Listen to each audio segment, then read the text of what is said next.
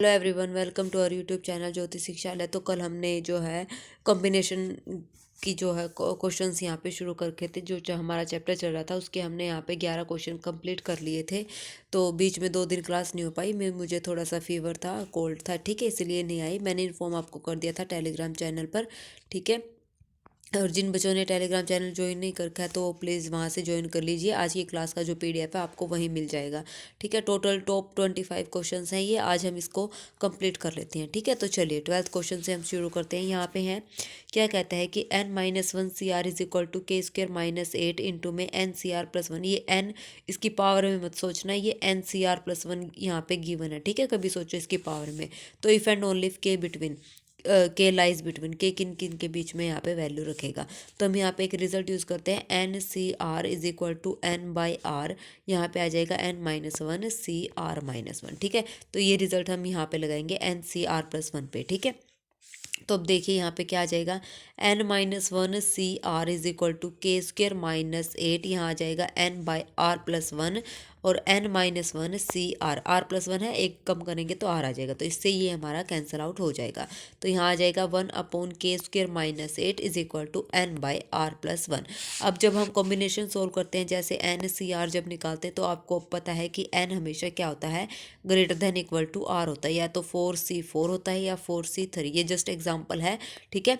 4C3 हम निकाल सकते हैं, 4C4 तो हमेशा r क्या रहता है, छोटा रहता है या उसके बराबर रहता है, ठीक है। तो n कभी भी r से छोटा नहीं होता। 3C4 हम डिफाइन नहीं कर सकते, ठीक है। ये सबको पता है, नेगेटिव में फैक्टोरियल आ जाएगा फिर, ओके। तो ये रिजल्ट हम यहाँ पे लगाएंगे, कहाँ पे, ये हम लगाएंगे इसके लिए n CR+1। तो n is greater than equal to क्या हो जाएगा, r+1। तो n/r+1 क्या हो जाएगा, ग्रेटर देन इक्वल टू 1 हो जाएगा। तो इसकी वैल्यू हमारे पास क्या है, 1/k² - 8 is greater than equal to 1 है, ठीक है। इस 1 को मैं इधर ले आऊँगी तो ये हो जाएगा हमारे पास 1/k² - 8 माइनस का 1 क्या आ जाएगा, ग्रेटर देन इक्वल टू 0। ये वैल्यू हमारी आ जाएगी। यहाँ तक आ गया समझ। अब यहाँ से एलसीएम लो तो ये हो जाएगा 1 माइनस में k² - 8 अपॉन में k² - 8 को मैं क्या लिख सकती हूँ, 2√2 लिख सकती हूँ। इसका क्या हो जाएगा, स्क्वायर, ठीक है। लिख दिया 2√2 का स्क्वायर। अब यहाँ से जब मैं इसको सोल्व करूँगी तो ये क्या आ जाएगा, माइनस का k², ऊपर आ जाएगा माइनस का k² और प्लस का 9, माइनस का k² प्लस का 9। तो यहाँ से मैंने क्या किया, माइनस कॉमन ले लिया तो अंदर बचा k² - 9 greater than equal to 0 upon में ये हमारे चल ही रहा है। तो माइनस नेगेटिव साइन ऑपरेट करेंगे तो इनइक्वालिटी चेंज हो जाएगी। तो हमारे पास आ जाएगा k² - 9 अपॉन में k² माइनस में 2√2 का होल स्क्वायर, ठीक है। और ये क्या हो जाएगा, लेस देन इक्वल टू 0। अब यहाँ से देखिए ये क्वांटिटी हमारे पास क्या रहेगी, डिनोमीटर हमेशा क्या रहेगा, लेस देन 0 रहेगा। तो k - 2√2 और k प्लस में 2√2 ये क्या रहेगा हमारा, लेस देन 0 रहेगा। तो यहाँ से जो हमारा इंटरवल बनेगा वो हमारे पास क्या बनेगा, यहाँ से इंटरवल, एक तो इंटरवल यहाँ से बनेगा और एक ऊपर से k² - 9। तो एक k² - 9 less than equal to 0। तो यहाँ से हमारे पास बनेगा k² is less than equal to 9। तो k is less than equal to क्या हो जाएगा, 3 और -3 और 3 के बीच में इसकी वैल्यू आ जाएगी, ठीक है। क्योंकि जब यहाँ पे मैं स्क्वेयरिंग करूँगी बोथ साइड तो आपको पता है ये क्वांटिटी मोड में चली जाएगी। मोड में चली जाएगी तो इसको क्या लिखेंगे हम, k² स्क्वेयरिंग करी ना, मोड में चली जाएगी तो लेस देन इक्वल टू हो जाएगा हमारे पास मोड 3 हो जाएगा, ठीक है। इतना सबको पता है, इसको मैंने ऐसे खोल दिया। अब यहाँ से नंबर लाइन पे जब एक हमारे पास क्या बना था, k + 2√2 और k - 2√2 लेस देन 0, एक हमारा 3 less than equal to k less than equal to 3। तो यहाँ से हम जब नंबर लाइन पे आएंगे तो नंबर लाइन पे हमारे पास क्या आएंगे, यहाँ से 3 हो जाएगा, यहाँ से हमारा 2√2 हो जाएगा, यहाँ पे आता है माइनस का 2√2, फिर यहाँ आएगा माइनस का 3। तो यहाँ से साइन चलेंगे प्लस, क्योंकि इवन ऑड पावर है सब में, तो प्लस माइनस और प्लस ऐसे चलते रहेंगे। अब के हमारा जो है -3 और 3 के बीच में, मतलब एक इंटरवल हमारा ये चल रहा है -3 और 3। और ये क्या कहता है, अब जब हम ऐसे चलेंगे ना, ये ऐसे फिर ऐसे फिर ऐसे फिर ऐसे फिर ऐसे, अब ऐसे अप्स एंड डाउन्स आते रहेंगे क्योंकि पावर कैसी है, सारी ओड है, ठीक है। अब हमारा जो के है वो क्या है, -3 और 3 के बीच में लाई करता है। यहाँ से देखिए क्या है, के इज़ लेस देन 0, यानी कि एक हमारे पास -2√2 है, एक 2√2 2 है।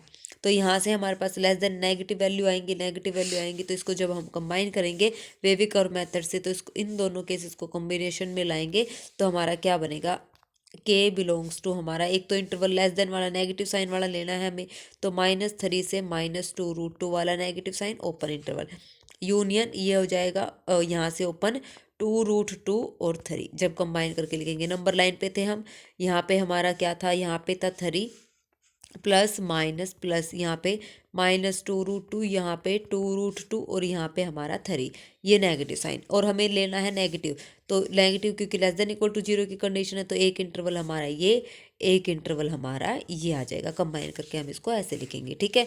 तो ऑप्शन में जब मैच करेंगे तो ऑप्शन में हम इसको कैसे लिखेंगे, के बिलोंग्स टू 2√2√3 क्लोज्ड, ठीक है। यहाँ पे देखिए √3, तो यहाँ पे जो हमारा ऑप्शन से हम जब जाएंगे तो बाय गिवन ऑप्शन से हम जाएंगे तो हमारा फर्स्ट ऑप्शन यहाँ पे मैच करेगा, क्योंकि 3 से पहले ही हमारा क्या आता है, √3 आता है, और 3 किसी भी ऑप्शन में गिवन नहीं है, तो √3 हम यहाँ पे लेके चलेंगे, ठीक है। तो फर्स्ट ऑप्शन हमारा यहाँ पे करेक्ट हो जाएगा। आई होप आपको ये समझ आ जाएगा, आ गया होगा, ठीक है। नहीं समझ आए तो फिर कमेंट बॉक्स में कमेंट कर देना, हम दोबारा इसकी सोल्व कर लेंगे, ठीक है इसको।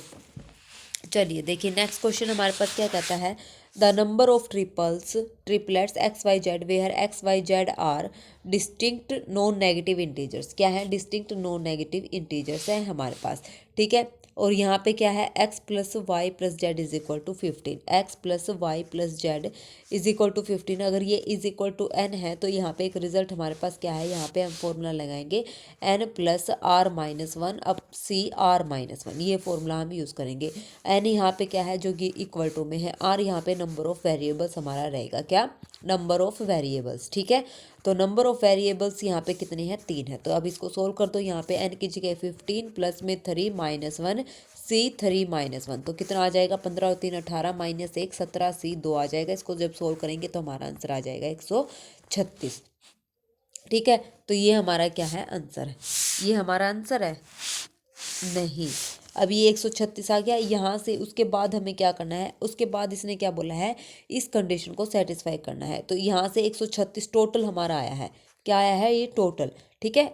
एक्स वाई जेड 3 ट्रिपल्स हैं, तो टोटल वैल्यूज़ के लिए हमारा आंसर आया है 136। तो अब बच्चे क्या करेंगे, सीधा इस फॉर्मूले से यूज़ करके फर्स्ट ऑप्शन पे टिक कर देंगे, लेकिन ऐसा नहीं है। यहाँ पे इसने बोला है कि डिस्टिंक्ट अलग अलग नॉन नेगेटिव इंटीजर्स इसको सेटिस्फाई करने, अगर यहाँ पे ये लाइन नहीं होती, सीधा ये बोलते the number of triplets where x y z are satisfying, तो हम ये रिजल्ट लगा के बोल देते 136। अब यहाँ पे ये कंडीशन इसने अप्लाई करी है, नॉन नेगेटिव इंटीजर जो इस कंडीशन को क्या करता है, सेटिस्फाई करता है, ठीक है। अब यहाँ से देखिए अब यहाँ से इसने बोला डिस्टिंक्ट में लेना है, लेकिन जब हमने ये 136 लाया है तो इसमें डिस्टिंक्ट तो है ही है, लेकिन साथ में क्या है, जो इस कंडीशन को सेटिस्फाई करते इक्वल भी है। तो इक्वल कैसे हैं, कोई दो इक्वल यहाँ पे है, जैसे मान लो मैंने x यहाँ पे क्या ले लिया, यहाँ पे मैंने ले लिया 7, y यहाँ पे मैंने ले लिया 7 और z मैंने यहाँ पे ले लिया, तो ये कंडीशन भी यहाँ पे, तो ये अलग अलग नहीं हुए ना, तो ये कंडीशन 136 में इंक्लूड है। तो इस कंडीशन को हमने क्या करना है, यहाँ से हटाना है। तो अब यहाँ पे देखिए तो कितनी कंडीशंस यहाँ पे इक्वल हैं, देखो x plus y plus z हमारा कितना है, 15 है।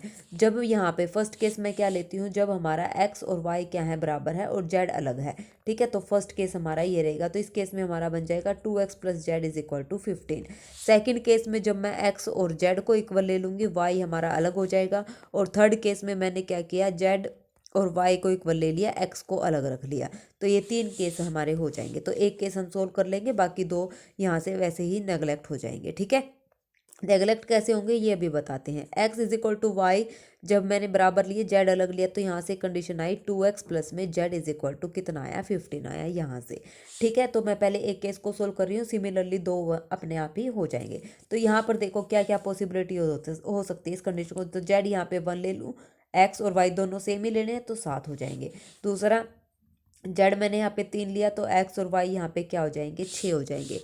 तीसरा यहाँ पे ऐसे चलते रहेंगे, हम ऐसे चलते रहेंगे, तो लास्ट में हमारे पास जेड, जब मैं तो जेड यहाँ पे लास्ट में मैं क्या ले लूँ, 15 ले लूँ, एक्स 0 और वाई यहाँ पे क्या आ जाएंगे, 0। तो ये टोटल पॉसिबिलिटीज़ हो जाएंगी। अब यहाँ से देखिए, यहाँ से हम क्या करें, ये हो गई टोटल पॉसिबिलिटी। अब यहाँ पे टोटल कितने हैं, टोटल यहाँ पे कितने बनेंगे। अब जेड 1 से लेके 1 3 15 तक जा रहा है, मतलब जेड की वैल्यू इस केस में है जब x is equal to y है, जेड यहाँ पे क्या है, डिफरेंट है।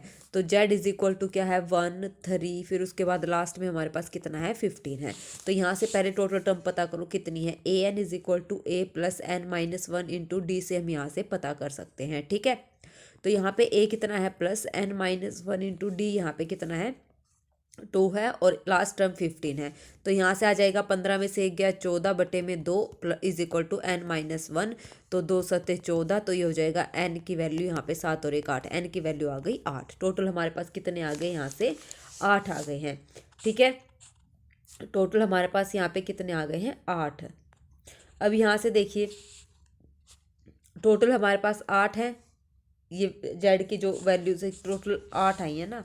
तो यहाँ से जेड की वैल्यूज जो आई हैं, तो यहाँ से हमारे पास क्या है, देखो 8 वैल्यू आ गई। तो अब देखो 3 केस थे, 3 केस में 8 8 वैल्यू आएंगी, तो 3 गुना में 8, टोटल हमारे पास कितने हो जाएंगे, 24।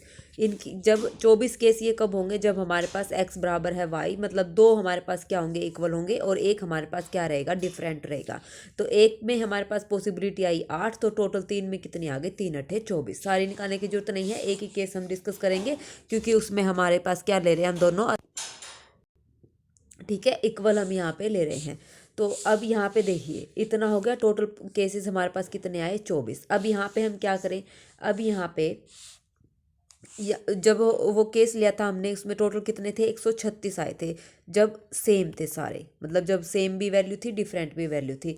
तो अब यहाँ से हम क्या करें, यहाँ से हम एक वैल्यू यहाँ पे जो हमारे पास Z is equal to 5, X is equal to 5 और वाई, ये वाला जो केस रहेगा, अब देखो जिसमें तीनों बराबर हैं, एक्स बराबर है, वाई बराबर है, जेड, तो वो कोई केस क्या होगा, वो वैल्यू 5 होगी।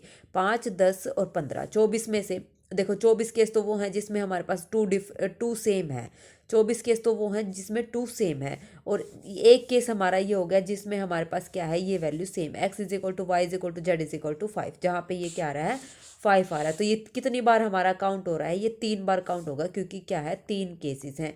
कितनी बार हमारा ये काउंट हुआ, 3 बार। 3 बार क्यों, क्योंकि 3 केसेस में दो दो सेम आ रहे हैं, तो एक केस तीनों केसेस में ये भी तो सेम आएगा ना। जब जेड की वैल्यू 5 होगी तो एक्स और वाई की वैल्यू भी क्या होगी, 5 होगी, ठीक है ना। तो यहाँ से हमारे पास क्या आ जाएगा, 3 केसेस हमारे पास आ जाएंगे। ठीक है, तो अब उसके बाद यहाँ पे टोटल हमारे कितने सॉल्यूशन हो जाएंगे, टोटल देखिए जहाँ पे x is equal to y is equal to z is equal to 5, 3, तो जिसमें तीनों सेम है, तो 24 में से ये भी घटा दो। तो 24 में से मैंने वो कर दिए, ये तो 2 सेम वाले थे, इसमें 3 सेम है, तीनों सेम है, तो 3 सेम है, तो इसमें क्या है, 3 सेम है, तो 24 माइनस 3 हमारे पास कितना हो गया, टोटल 21 यहाँ पे सॉल्यूशन हो गए। ठीक है, there are 21 solution in which exactly 2 are equal. ठीक है, यहाँ तक आया समझ में, 2 आर इक्वल। अब हमें क्या करना है, there is 1 solution in which, एक ही सॉल्यूशन है जहाँ पे x is equal to y is equal to z क्या है, बराबर है। तो यहाँ से अब देखिए x प्लस वाई, तो 136 में से वो 21 भी हमने क्या, 21 क्या करेंगे, माइनस, और उसमें से एक क्या हो जाएगा, माइनस, क्योंकि जहाँ पे क्या है, सेम है, तो -1, तो टोटल आ जाएगा 114। सी ऑप्शन हमारा यहाँ पे करेक्ट है। ठीक है, सी ऑप्शन हमारा यहाँ पे क्या हो जाएगा, करेक्ट हो जाएगा। आ गया समझ में। तो ये हमने कैसे किया है, ओके। चलिए next, 8 are to be transformated from A city to B in 3 cars. तो 8 लोग हैं जो कि एक सिटी ए में है और उनको जाना है बी सिटी में। ठीक है, तो उसके बाद इन 3 कार्स ऑफ डिफरेंट में 3 यहाँ पे कार हैं। ठीक है, ये कार हो गई, 1 2 और 3 यहाँ पे कार है। If each car are accommodate at most 3%, मतलब कम भी हो सकते हैं। मान लो इस कार में 3 है, इस कार में 3 है, इसमें कितने हैं, टोटल 8 पर्सन है ना, तो 3 और 3 6 और 2 8। ठीक है, ये हो गया at most 3%। Then the number of ways in which they can be transported, क्या है, दे कैन बी ट्रांसपोर्टेड। तो देखो ये 3 3 2 ये हमारे पास केस बनेंगे, तो ये कितने तरीकों से बैठ सकते हैं। मान लो इसमें 3 बैठ गया, फिर इसमें भी 3, इसमें क्या हो गए, 2 बैठ गए, तो ऐसे करते करते मतलब ऐसे कितने केस बनेंगे, ये बनेंगे 3 फैक्टोरियल वेज। तो 3 फैक्टोरियल तरीके से हम इनको ऐसे अलग अलग कार में ऐसे ऐसे बिठा सकते हैं। ये तो हो गया इसका केस। ठीक है, अब इसने क्या बोला है, मतलब एक गाड़ी में ऐसे हैं 3 3 और 2, तो 3 फैक्टोरियल तरीकों से मैं इनको यहाँ पे बिठा सकती हूँ गाड़ी में।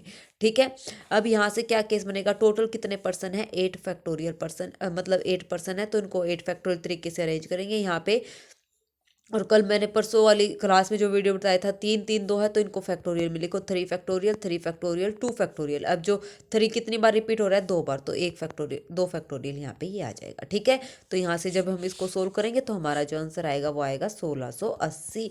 फर्स्ट ऑप्शन हमारा यहाँ पे करेक्ट हो जाएगा। ठीक है, इजी और इम्पोर्टेंट क्वेश्चन था ये, अच्छे से आपने करने हैं। इन्हीं में से हमारा जो है परमुटेशन कॉम्बिनेशन की ज़्यादा वीडियोस देखने की जरूरत नहीं, इन्हीं से 1-2% यहीं से आपको पूछा जाएगा। ठीक है, next, let the number of element in a set A and B 5 and 2। A set में 5 एलिमेंट है, बी सेट में हमारे पास 2 एलिमेंट है। ठीक है, 5 and 2 respectively. Then the number of subset A cross B, तो ए क्रॉस बी में total कितने एलिमेंट्स हो गए, एन इंटू में A cross B, total number of elements कितने हो गए, 5 दूनी 10, 10 हो गए।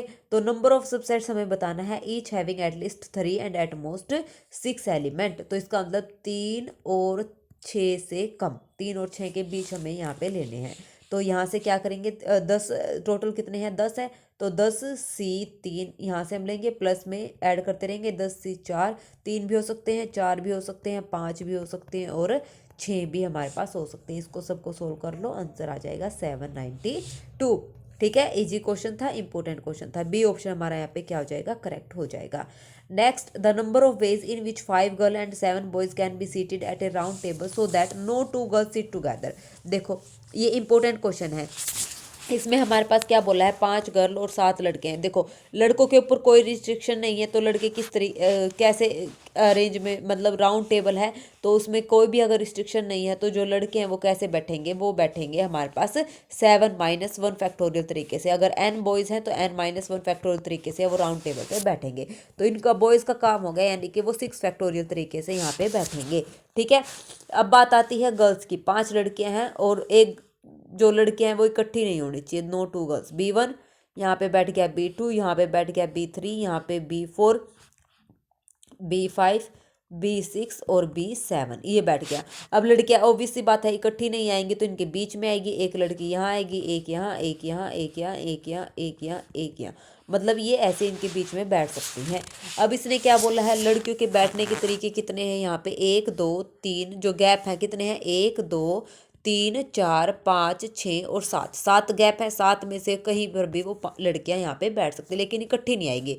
7C5 इंटू में, अब लड़कियां कितनी हैं, कितने तरीकों से वो बैठ सकती है, 5 फैक्टोरियल तरीकों से वो बैठ सकती है। और बॉयज़ के लिए क्या आया था, 6 फैक्टोरियल। यहाँ से इसको क्या कर दो, सोल्व कर दो, हमारा आंसर आ जाएगा। ठीक है, 7C5 सोल्व करके आंसर बता देना क्या आया है, 7C5 5 फैक्टोरियल इन मल्टीप्लाई में 6 फैक्टोरियल। ये बॉयज़ के लिए था और ये गर्ल्स के लिए। आ गया समझ में, इजी क्वेश्चन है, सारे क्वेश्चन हमारे ऐसे ही होते हैं, बॉयज़ गर्ल्स आ जाए, मैन वुमेन आ जाए, कुछ भी आ जाए, तो ये हमारा तरीका होता है सोल्व करने का। नेक्स्ट है 2NC3 ratio NC3 is equal to 10:1। ठीक है, देन n स्क्र प्लस, ये भी इजी क्वेश्चन है, यहाँ से आपको n की वैल्यू निकालनी है, फिर हमारा आंसर आ जाएगा। देखिए यहाँ से हमारे पास है 2NC3 रेशो, यानी कि इसको मैं लिख सकती हूँ 2NC3 अपॉन में NC3 इज इक्वल टू 10/1। तो यहाँ से कुछ नहीं करना है, यहाँ पे फैक्टोरियल खोलना है। फैक्टोरियल सबको आता है खोलना, तो देखो कैसे खोलेंगे, ये आ जाएगा 2n फैक्टोरियल अपॉन में 3 फैक्टोरियल 2n - 3 फैक्टोरियल, और यहाँ पे डिवाइड में आ जाएगा क्या, n फैक्टोरियल अपॉन में 3 फैक्टोरियल n - 3 फैक्टोरियल, ये आ जाएगा। इसको यहाँ से फिर क्या करें, इक्वल टू 10/1 सोल्व करेंगे, n की वैल्यू निकाल लेंगे, n की वैल्यू इसमें पुट कर देंगे। n की वैल्यू मैं आपको बता देती हूँ, n की वैल्यू यहाँ पर आने वाली है 8। ठीक है, 8 यहाँ पे पुट करेंगे तो हमारा 2:1, यानी कि बी ऑप्शन यहाँ पे करेक्ट हो जाएगा।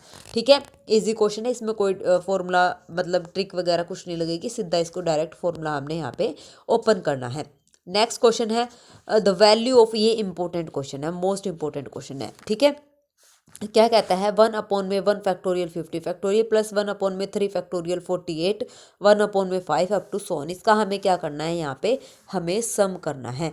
ठीक है, क्या करना है, यहाँ पे हमें सम करना है। तो देखिए यहाँ पे ये 51 फैक्टोरियल इंटू 1 फैक्टोरियल तक जा रहा है, तो इसमें मैंने यहाँ पे क्या करा, मैं यहाँ पे क्या कर सकती हूँ, जो 1 में 51 फैक्टोरियल और 1 फैक्टोरियल लिखा है ना, तो यहाँ से 1 फैक्टोरियल किसके इक्वल होता है, 0 फैक्टोरियल। 0 फैक्टोरियल भी 1 होता है, 1 फैक्टोरियल भी हमारा क्या होता है, 1 होता है। ठीक है, तो नेक्स्ट लाइन में मैं यहाँ पे क्या करती हूँ, यहाँ पे मैं लिख सकती हूँ, ये एज इट इज़ लिखा मैंने, और यहाँ पे मैंने लिखा 1/51 फैक्टोरियल इंटू में 0 फैक्टोरियल।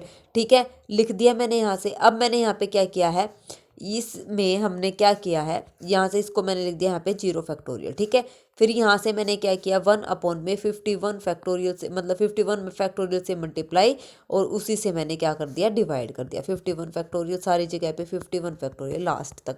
ठीक है, अब ये क्या बन गया, 51 फैक्टोरियल, नीचे है 1 फैक्टोरियल, नीचे है 50 फैक्टोरियल, तो ये बन गया 51C50 बन गया ना।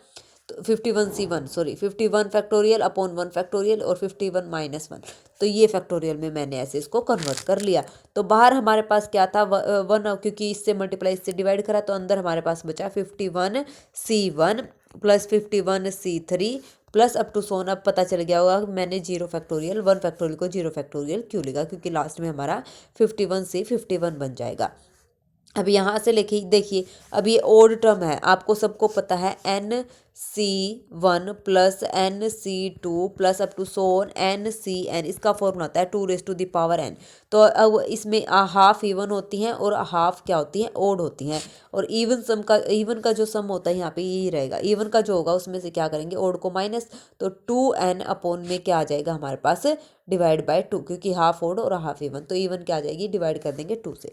अब इसमें भी सेम क्या आ रहा है, 51C1 plus 51C3 plus up to so on, इस टाइप से आ रहा है, लास्ट में 51C51, तो ये क्या बन जाएगा हमारे पास, ये बन जाएगा 2 की पावर n। n यहाँ पे कितना है 51, डिवाइडेड बाय हमारे पास कितना है 2, और बाहर है 1/51 फैक्टोरियल। तो आंसर देख लो क्या आ जाएगा, 51 फैक्टोरियल किस में, इसमें, और ये 51 में से इसकी पावर 1 माइनस करेंगे तो 50, तो यानी कि सी ऑप्शन हमारा यहाँ पे क्या है, करेक्ट है। ठीक है, आ गया समझ में। अगर आज की क्लास के क्वेश्चन आपको अच्छे लगते हैं और पढ़ाया हुआ समझ आ रहा है तो प्लीज़ लाइक शेयर और सब्सक्राइब ज़रूर करें, और अच्छा सा कमेंट भी ड्रॉप ज़रूर करें। देखो ये क्वेश्चन पिछली बार पूछा गया था हमारा जो है एस्टेट के एग्ज़ाम में, और ये हमारा IIT में 2023 में पूछा गया है। ठीक है, तो देखिए क्वेश्चन क्या कहता है हमारे पास, ये 30C1 whole square plus 2 times plus 3 times up to so on. ठीक है, इसको यहाँ पे हमने क्या मान लिया, इसको हमने मान लिया यहाँ से S। ठीक है, इसको हमने मान लिया यहाँ से S।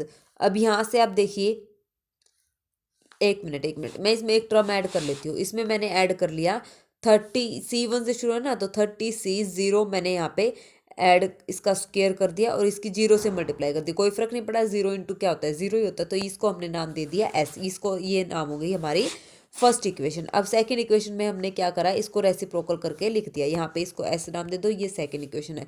तो यहाँ से शुरू करते हैं, कहाँ से, लास्ट में, सॉरी ये स्टार्टिंग में इधर आएगा, ये याद रखना, ये यहाँ पे ऐड करा मैंने। ठीक है, इसको यहाँ से रब करके यहाँ पे लिख दो, 0 इंटू में 30C0 का स्क्वायर। ठीक है, अब यहाँ से सेकंड इक्वेशन में क्या करो, इसको उल्टा करके लिखो, यहाँ पे लेके आओ 30C0 का स्क्वायर प्लस में यहाँ पे आ जाएगा ये 1 इंटू में 30C1 का स्क्वायर। आपको पता चल जाएगा ऐसा मैंने क्यों किया है। ठीक है, ये हो गया हमारे पास। अब उसके बाद देखिए यहाँ पे हमारे पास, यहाँ पे 30C30 है ना, तो यहाँ पे इन्होंने मिस प्रिंट कर दिया, यहाँ पे हमारे पास 30 आएगा। ठीक है, 30 आएगा, और यहाँ पे मैंने ऐड करा है वो 0 इंटू में 30C0 वाली लाइन, इसको हमने नाम दिया है S। अब इस टर्म को यहाँ पे लिखेंगे, फिर सेकंड वाली को ये इसके नीचे और इस वाली को इसके नीचे, ऐसे करते रहेंगे, तो हमारे पास ये हो जाएगा दूसरा है फर्स्ट और सेकंड। तो फर्स्ट और सेकंड को मैं ऐड करूँगी, तो ये टोटल हमारे पास क्या आ जाएगा, टोटल ये इधर आ जाएगा 2S, इधर आ जाएगा 30 टाइम्स 30 मैंने कॉमन ले लिया क्योंकि सबका सम क्या आ जाएगा 30 आएगा, और यहाँ पे इंटू में 30 है, ये मिस प्रिंट हो गया। ठीक है, तो ये आएगा 30C0 का होल स्क्वायर प्लस में 30C1 का whole square plus up to so on, ये हो जाएगा 30C30 का स्क्वायर। ठीक है, ये हो जाएगा, तो यहाँ से ये कैंसिल आउट, तो S इज इक्वल टू 15, बस आंसर आ गया। S इज इक्वल टू हमारा हो जाएगा 15, अंदर है 30C0 का स्क्वायर प्लस में 30C1 का स्क्वायर प्लस में अप टू सोन। जब कैलकुलेशन करोगे ना तो आपको पता चल जाएगा कि कैसे कर दिया। 30C लास्ट में हमारे पास आएगा 30 का स्क्वायर।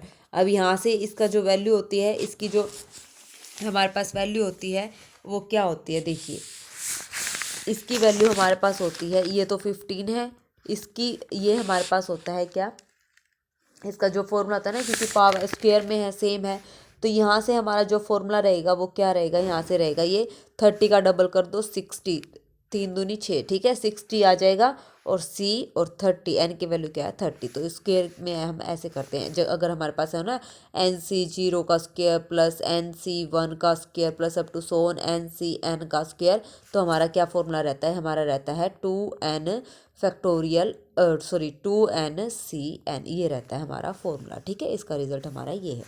तो ये आ गया। अब यहाँ से बस इसको ओपन कर लो, अल्फा तो हमारा निकल गया ये 15, ये हमारे पास क्या बनेगा 60, C 30 क्या बनता है 60 फैक्टोरियल, 30 फैक्टोरियल इंटू में 30 फैक्टोरियल, ठीक है। ये इसकी इक्वल था, इससे ये कैंसिल आउट, अल्फा की वैल्यू 15। तो डी ऑप्शन हमारा यहाँ पे करेक्ट हो जाएगा, ठीक है। आ गया समझ में, यहाँ पे बात बता रही हूँ मैं 30 आएगा, ठीक है 30 इंटू में 30, क्योंकि सब में है ना यहाँ पे 1 है 2 3 4 0 वाली हमने ऐड कर ली थी। ओके, आ गया समझ में। चलिए नेक्स्ट क्वेश्चन।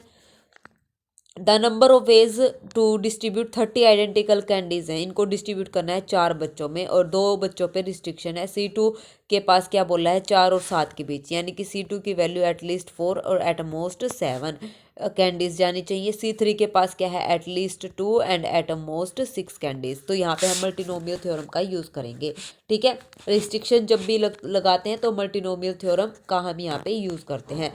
तो मल्टीनोमियल थ्योरम क्या कहती है, देखिए C1 plus C2 plus C3 plus C4, इनका सबका सम कितना होना चाहिए 30, क्योंकि इन चारों बच्चों के पास 30 कैंडीज हैं। 30 कैंडीज को हमने डिस्ट्रीब्यूट करना है। C2 और C3 पे क्या रिस्ट्रिक्शन है, तो यहाँ पे x1 नाम दे दो, इसको x2, यहाँ पे x3, और ये हो जाएगा हमारा x4 is equal to 30। x4 की वैल्यू हमारे पास क्या है, x4 की वैल्यू, क्योंकि कोई रिस्ट्रिक्शन नहीं है C4 पे, तो x4 0 और 30 के बीच में रहेगा। और हमारा जो यहाँ पे है x1 है वो भी 0 और 30 के बीच में रहेगा, क्योंकि C2 और हमारे पास किसके C3 के पास रिस्ट्रिक्शन है, ठीक है। तो ये भी 30। तो यहाँ से x2 के पास क्या रिस्ट्रिक्शन है, यहाँ से रिस्ट्रिक्शन है हमारी 4 to 7, और उसके पास क्या है 2 से 3, x3 के पास ये रिस्ट्रिक्शन हमारी है। यहाँ तक आ गया समझ में। अब देखिए, अभी हमें क्या करना है, कोफिशिएंट ऑफ x की पावर यहाँ पे 30 निकालना है। तो निकाल दो कोफिशिएंट ऑफ x की पावर, कोफिशिएंट ऑफ x की पावर 30, ठीक है। तो यहाँ पे क्या आएगा C1 कहाँ से जाएगा, क्योंकि C1 के पास 0 से 30 तक के ऑप्शन है, x की power 0 plus up to so on x की पावर 30, ठीक है। इनटू में C2 के पास क्या ऑप्शन है, x की पावर 0 सेम x की पावर 30, C4 के पास 30। उसके बाद है C2 के पास 4 से लेके plus up to Son x7 तक, ये हमारे पास C2 की रिस्ट्रिक्शन है। और C3 की x2 से लेके x6 तक है, ठीक है। अब यहाँ से हमें कोफिशिएंट ऑफ x 30 कलेक्ट करना है, ये बहुत ईजी है, ठीक है। तो देखिए कोफिशिएंट ऑफ x की पावर 30, इसको मैं कैसे लिख सकती हूँ 1 माइनस एक्स की पावर 31, 1 माइनस एक्स, ये मैंने लिखा C1 और C4 को, क्योंकि C1 C4 का जब खोलेंगे तो ये ऐसे लिखेगा, स्क्वायर कर दिया, क्योंकि C1 C4 दोनों अलग अलग टर्म है। C1 के लिए ये फॉर्मूला बनेगा, C4 के लिए भी यही बनेगा सेम, तो ये मैंने लिख दिया स्क्वायर में, ठीक है। यहाँ तक कोई दिक्कत परेशानी नहीं, क्योंकि 1 माइनस एक्स की पावर 31 अपॉन में 1 माइनस एक्स, यही होता है 1 plus x square plus up to so on x की पावर 30, यही होता है ना। यहाँ पे मैंने एक्स की पावर 0 और 1 लिखा था, ठीक है। तो ये हमारा हो गया। अब हमारे पास है C2 C3, C2 में से x4 मैंने कॉमन लिया, तो ये 1 plus up to so on x की पावर 3 तक बन गया। और वहाँ से मैंने x का स्क्वायर कॉमन लिया, तो 1 plus X plus up to so on, ये बन गया x की पावर 4, यहाँ तक, ठीक है। अब यहाँ पे फिर यही फॉर्मूला लगा दो, तो हमारे पास क्या आ जाएगा 1 माइनस एक्स की पावर 31 अपॉन 1 माइनस एक्स, इसका स्क्वायर इंटू में x की पावर 6, और यहाँ पे हमारा बन जाएगा 1 माइनस एक्स की 4 अपॉन 1 माइनस एक्स, और यहाँ पे 1 माइनस एक्स की 5 अपॉन 1 माइनस एक्स, ये बन जाएगा। अब यहाँ से इसको कैलकुलेट कर लो, कैलकुलेट जब हम करेंगे तो हमारा आंसर आ जाएगा, बस सिंपल है। अब इसको कैलकुलेट करना है, तो यहाँ से जब कैलकुलेट हमने कर लिया तो ये हमारा आया x की कोफिशिएंट ऑफ x की पावर जो 30 है, कोफिशिएंट उसका क्या कोफिशिएंट आया x की पावर 6 माइनस एक्स की पावर 10 माइनस एक्स की पावर 11 प्लस एक्स की पावर 15, ये कोफिशिएंट्स है सारे 1 माइनस एक्स की पावर -4, ठीक है। तो कोफिशिएंट ऑफ x की पावर 30 मैं निकाल रही हूँ, सोल्यूशन के बाद हमारे पास ये वैल्यू आई है, ठीक है। अब यहाँ से निकालो, देखो यहाँ पे है पावर कितनी है, ये -4 पे आप ध्यान नहीं देना, यहाँ पे पावर है 4, यहाँ पे कितनी पावर है 6, ठीक है। x की पावर किसका कोफिशिएंट चाहिए हमें 30 का, तो 30 यहाँ पे कितने की कमी है 6, 30 में से 6 यानी कि 24 की, तो 24 24 की कमी है, 24 प्लस में 4 माइनस में 1। फॉर्मूला यही होता है ना, फॉर्मूला क्या होता है, n plus are minus one C are minus one, one minus x की पावर माइनस एन जब हो, और इसमें हमें बताना है कोफिशिएंट ऑफ एक्स की पावर आर।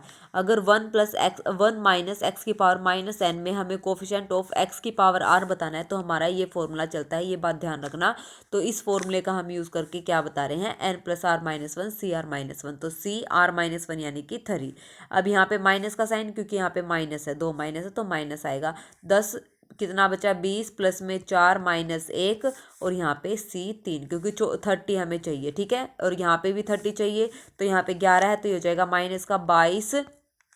इसको जब सोल्व कर लेंगे मतलब 19, मैं सोल्व 19 प्लस में 4 माइनस 1 सी 4 माइनस 1, फिर प्लस का साइन 15, यानी कि 15 प्लस में 4 माइनस 1 सी, यहाँ पे क्या आ जाएगा हमारे पास 4 माइनस 1, ठीक है, यहाँ पे 4 माइनस 1 कर लो, 1 मिनट, ठीक है, 4 माइनस 1 आ गया ना समझ में। तो ये फॉर्मूला हमने यहाँ पे लगाया है।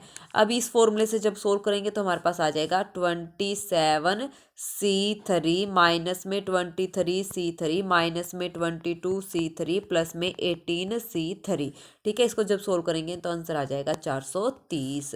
तो डी ऑप्शन हमारा यहाँ पे करेक्ट हो जाएगा, ठीक है। आ गया समझ में। चलिए next, a scientific committee is to be formed from 6 Indian at 8 foreigner which include at least 2 Indians and double the number of foreigners. क्या है, 2 Indians and double the number of foreigners. तो इंडियन हमारे पास ये हैं, foreigner हमारे पास ये हैं। इंडियन 8 हैं, क्या बोला है, हाँ 6 इंडियंस हैं हमारे पास, और फॉरनर कितने हैं, 8 है। डबल ले, अगर एटलीस्ट 2 इंडियन, एटलीस्ट कम से कम 2 लेने हैं, तो ज़्यादा भी हो सकते हैं, 2 3 और 4, ठीक है। क्या बोला है, विच इंक्लूड एटलीस्ट 2 इंडियन, मतलब इंक्लूड करने हैं कम से कम 2 3 और 4। फिर उसके बाद है डबल, तो 2 दूनी 4, 3 दूनी 6, 4 दूनी 8, 8 तक उसके आगे जाएंगे तो 5 दूनी 10 नहीं होगा, क्योंकि बोलेंगे ना अभी, मतलब इंडियन तो 6 है, तो 2 3 4 5 6 भी हो सकते हैं, 5 और 6, लेकिन डबल फॉरनर लेने हैं। फॉरनर हमारे पास 8 ही हैं, तो 8 तक यही केस हमारे पास पॉसिबल होंगे। तो यहाँ से हमारे पास क्या बनेगा, हमारे पास बनेगा मल्टीप्लाई हो जाएगी इनकी। इनको कैसे सोल्व करेंगे, ये हो जाएगा 6C2, क्योंकि 6 इंडियन है, 8C4 8 फॉरनर है, तो यहाँ से 6C3 प्लस में 8C6 मल्टीप्लाई, सॉरी, यहाँ से 6C4 मल्टीप्लाई 8C8। अब इनको क्या कर दो, सबको ऐड कर दो सोल्व करके, ठीक है। तो 1625 हमारा यहाँ पे क्या आ जाएगा, आंसर आ जाएगा, ठीक है। आ गया समझ में। चलिए next question, there are 3 section in a question paper and each section contains 5 question. 3 section है हमारे पास, हर एक सेक्शन में क्या है, 5 क्वेश्चन हैं। तो हर एक सेक्शन में 5 क्वेश्चन है, तो क्या क्या पॉसिबिलिटीज हो सकती हैं, एक 3 पॉसिबिलिटी हो सकती है, 1 3 1 हो सकती है, 3 1 1 हो सकती है। एक candidate has answer a total 5 question choosing at least 1 question from, हर एक सेक्शन में से क्वेश्चन लेना। तो दूसरा केस क्या हो सकता है, दूसरा हमारे पास ये हो सकता है, ठीक है। क्या हो सकता है, यहाँ पे 1 2 2, मतलब ऐसे अटेम्प्ट कर सकता है, 2 1 1, सम 5 होना चाहिए, 2 2 1, ये पॉसिबिलिटीज हमारे पास हो सकती हैं, ठीक है। तो यहाँ से हम क्या करेंगे, एक के लिए सोल्व करेंगे, एक बॉक्स के लिए कर देंगे, तो 3 से उसकी मल्टीप्लाई कर देंगे, तो ये हो जाएगा 3 मल्टीप्लाई में यहाँ से आ जाएगा 5C1 multiply 5C1 multiply 5C3, ठीक है। तो ये हो जाएगा हमारा एक बॉक्स के लिए, तो 3 से मैंने मल्टीप्लाई कर दी, तो तीनों के लिए ये आ जाएगा। फिर प्लस में इसमें भी सेम करेंगे, एक बॉक्स के लिए तो 3 से मल्टीप्लाई कर देंगे, तीनों बॉक्स के लिए एक बॉक्स को हम सोल्व कर देंगे, हो जाएगा 5C1 मल्टीप्लाई में 5C2 मल्टीप्लाई में 5C2। तो अब इसको सोल्व करके ऐड कर दो, आंसर हमारा क्या आ जाएगा, 2250, ठीक है। डी ऑप्शन हमारा यहाँ पे करेक्ट हो जाएगा। था ना इजी क्वेश्चन, मुश्किल नहीं था ज़्यादा। चलिए नेक्स्ट क्वेश्चन हमारे पास क्या कहता है, the number of ways choosing 10 objects out of 31 objects which are 10 are identical and the remaining 21 are क्या है, डिस्टिंक्ट हैं। 10 आइडेंटिकल हैं, ठीक है। तो यहाँ से अब देखिए टोटल है कितनी number of ways choosing 10 objects out of 31 objects, ठीक है। 10 ऑब्जेक्ट्स हमने लेने हैं 31 ऑब्जेक्ट्स में से, जिसमें 10 हमारे पास क्या है, आइडेंटिकल हैं, और 10 और बाकी 21 आर डिफरेंट्स, 21 क्या है, डिस्टिंक्ट है, सॉरी अलग अलग हैं। तो 21 में से पहले तो हम 21 में से 10 छांट लेते हैं, ठीक है। तो 21 में से मान लो क्या बोला इसने, टोटल 10 लेनी है, तो 21 में से मान लो मैंने डिफरेंट वाली ले ली, तो 21C10 प्लस में 21C9 इंटू में 1 प्लस में 21C8। देखो ये मैं कैसे जोड़ रही हूँ, 21C0, ये तो डिफरेंट, अगर डिस्टिंक्ट, क्योंकि हमें क्या करना है, 10 आइडेंटिकल हैं और 21 डिफरेंट है, टोटल 10 ऑब्जेक्ट हमने लेने हैं। तो मैंने ले लिया कि सारे के सारे क्या हैं, 10 ऑब्जेक्ट जो मैंने डिफरेंट में से ले लिए। अब यहाँ से मैंने 9 डिफरेंट ले लिए और 10 आइडेंटिकल में से एक वहाँ पे अलग ले लिया, फिर आइडेंटिकल का मतलब सेम। अब यहाँ पे मैंने 8 डिफरेंट ले लिए और 1 की पावर यानी कि 2 यहाँ से मैंने क्या कर लिए, अलग ले लिए, मतलब सेम ले लिए। तो सेम ऐसे ही चलते रहेंगे, 21 से 0। अब यहाँ 0 से लेके 10 तक है, आपको पता है कि अभी मैंने फॉर्मूला लिखाया था कि NC जो हमारे पास होता है result, NC0 plus up to so on NCN। तो वहाँ पे हमारा रिजल्ट क्या रहता है, 2 raised to the power n रहता है, हाफ इवन, और इसमें क्या होते हैं, हाफ ओड होते हैं। तो यहाँ से 0 से लेके 10 तक है, 0 से लेके 10 तक है, और हमें चाहिए 0 से 21 तक, ठीक है। हमें क्या चाहिए यहाँ से 0 से 21 तक। तो हम क्या करें, अब यहाँ पे हमारे पास क्या आ जाएगा, देखो 0 से 21 तक नहीं, हाफ है ना ये, 0 से 10 है, तो टोटल है ये 11। तो यहाँ पे हमारा क्या आ जाएगा, 21C10, जब इसको सोल्व करेंगे लास्ट में 21C0, तो ये आधे हैं, तो इसका मतलब 2 की पावर 21 बटे में हम क्या कर देंगे 2, यानी कि 2 की पावर 20 हमारा यहाँ पे क्या आ जाएगा, आंसर आ जाएगा। आ गया ना समझ में कैसे करना है। पिछली बार मैंने जो फॉर्मूला लिखाया था वही है ये रिजल्ट, और शायद मैंने वहाँ पे है ना, ध्यान देना, NC1 से शुरू कर किया था या NC0 से, यहाँ से NC0 से ही शुरू होगा, 2 की power n, half even plus में ओड, ऐसे होता है 2 की। ठीक कर लेना, अगर मैंने वहां पे 1 लिखा है तो गलती से लिखा गया NC0 आएगा, 0 से n तक होता है, ठीक है। तो यही रिजल्ट हमने यहाँ पे लगाया है। ओके, चलिए आ गया ना समझ में कैसे करना है। 0 आइडेंटिकल, मतलब एक भी मैंने आइडेंटिकल यहाँ पे नहीं लिया, सारे मैंने क्या ले लिए, डिफरेंट, तो यहाँ से एक केस ये। अगर एक आइडेंटिकल लिया तो सारे, मतलब एक सेम लिया तो एक, 21 से 9, ठीक है। आइडेंटिकल है क्योंकि सेम है, तो इन सबको मैंने क्या करा, लास्ट में ऐड कर दिया, ठीक है। ऐड करने के बाद हमारा क्या आ गया, रिजल्ट, ठीक है। आंसर हमारा आ गया 2 की पावर 20। ओके, चलिए नेक्स्ट क्या कहता है, नेक्स्ट क्वेश्चन हमारे पास, from 6 different novels and 3 different dictionaries, ठीक है। और इसने क्या बोला है, 4 novels and 1 dictionary are to be selected and arrange. Selected और अरेंज, एक बात याद रखना, जब अरेंज करते हैं तो परमुटेशन आती है, और सिलेक्ट करते हैं तो हमारा आता है कॉम्बिनेशन, ठीक है। In row on a self, row shelf पर करना है, so that the dictionary is always the middle. तो डिक्शनरी हमेशा क्या होनी चाहिए, मिडल में हमारी होनी चाहिए, ठीक है। तो यहाँ से देखिए 6 नॉवेल्स हैं हमारे पास और 3 डिक्शनरी है, तो हमें लेने हैं 4 नॉवेल्स और 1 डिक्शनरी। डिक्शनरी हमेशा मिडल में है, तो नंबर ऑफ वेज हमारे पास क्या आ जाएंगे, सीधा है 6C4 मल्टीप्लाई 3C1, क्योंकि डिक्शनरी एक ही रहनी है, और मल्टीप्लाई अरेंज किसको करना है, नॉवेल्स को करना है। डिक्शनरी तो मिड में ही रहेगी, तो डिक्शनरी को तो हाथ ही नहीं लगाना, सिर्फ यही हम अरेंज कर सकते हैं नॉवेल्स को, तो 4 फैक्टोरियल तरीके से, ठीक है। तो इसको सोल्व करेंगे 1080, तो इसका मतलब एटलीस्ट 1080, ठीक है, 1000, क्योंकि 1000 से ज़्यादा ही आ रहा है ना, 1080 तो एटलीस्ट होता है, कम से कम। ओके, आ गया समझ में। चलिए नेक्स्ट क्वेश्चन, आज का हमारा लास्ट क्वेश्चन क्या कहता है, यहाँ पे a man X has a 7 friend and 4 of them are ladies. एक आदमी है एक्स, एक मतलब मैन है, और एक क्या है, वाइफ, उसकी वाइफ वाई। तो उसने क्या बोला है, 7 friend 4 of them are ladies, total 7 friend है, 4 क्या है यहाँ पे लेडीज हैं, और 3 यहाँ पे क्या है, मैन है। यहाँ पे 3 लेडीज हैं और 4 क्या है, मैन है। अब इसने क्या बोला है, यू पार्टी में वो इनवाइट करते हैं 3 लेडीज और 3 man, so 3 friend of each of x, मतलब 3 लेडीज और 3 मैन हमारे पास होने चाहिए, और लेकिन दोनों के मतलब हस्बैंड के भी 3 ही फ्रेंड बुलाने हैं और वाइफ के भी 3 ही फ्रेंड बुलाने हैं, ठीक है। टोटल क्या बोला है, 3 लेडीज और 3 मैन हमारे पास होने चाहिए, और हर एक में से 3 आने चाहिए। अब देखो यहाँ पे केस क्या हो सकता है, यहाँ पे केस फर्स्ट मैंने बुला लिया 3 लेडीज, एक्स की बुला ली और 3 मैन मैंने यहाँ से वाई के लिए बुला लिए, ठीक है। दूसरा केस 2 लेडीज और 1 मैन यहाँ पे बुला लिया, 2 मैन और 1 लेडीज, दोनों में 3 3 है। तीसरा केस मैं बुला सकती हूँ, अगर मान लो किसी बच्चे के ध्यान में ये आएगा 2 लेडीज और 2 मैन यहाँ से बुला लो और 1 मैन और 1 लेडीज यहाँ से बुला लो, तो ये केस यहाँ पे नहीं होगा, क्योंकि 2 और 2 4, 5 और 6 टोटल बुलाने तो 6 ही है, लेकिन हर एक में से 3 3 बुलाने, तो यहाँ से 2 हो गया, यहाँ से 4, तो यहाँ से 3 नहीं हुआ, तो ये केस यहाँ पे डिस्कस नहीं होगा, ठीक है। ऐसे हमने डिस्कस करने हैं। तो कौन कौन से केस हमारे पास रहेंगे, क्वेश्चन आ गया ना समझ क्या कहता है। तो वो केस क्या रहेंगे, 3 लेडीज 3 मैन, ये एक्स में से बुलाए, ये वाई में से, टोटल सम 3 होना चाहिए और दोनों में से 3 3 ही, 1 मैन यहाँ पे, 2 मैन और 1 लेडीज। तीसरा 3 मैंने यहाँ से बुला लिए और फिर मैंने यहाँ से 2 लेडीज बुला ली। फिर उसके बाद है next 1 ladies 2 man, 2 ladies 1 man. आ गया समझ में। अब यहाँ से इनको क्या कर दो, फैक्टोरियल निकाल के इनको सम कर दो। सम करेंगे तो मतलब देखो, जब मैं यहाँ से इसके लिए करूँगी तो ये हो जाएगा 4c, लेडीज़ कितनी थी 3 थी, 4c 3, मल्टीप्लाई यहाँ पे मैन कितने थे हमारे पास 4 ही मैन थे वाई के पास, तो 4c 3।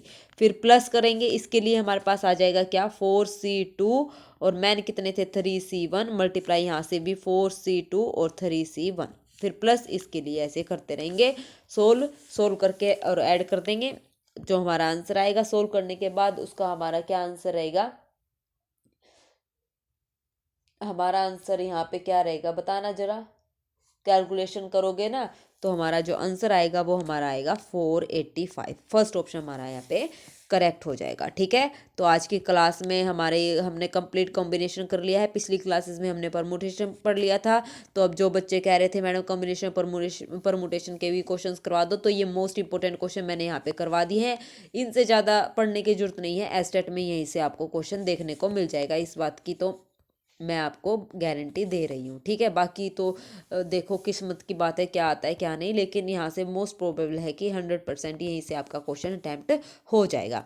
कोई भी क्वेश्चन डाउट है तो प्लीज़ कमेंट बॉक्स में कमेंट कर देना और मेरी वीडियोस को लाइक शेयर सब्सक्राइब ज़रूर करना। ओके, तो चलिए, ये इसका जो PDF है टेलीग्राम चैनल पर मिल जाएगा, टेलीग्राम चैनल आप लोग ज्वाइन कर लेना, वहाँ से आप ले सकते हैं, ठीक है। तो चलिए फिर आज के लिए बस इतना ही। Thank you very much, have a nice day.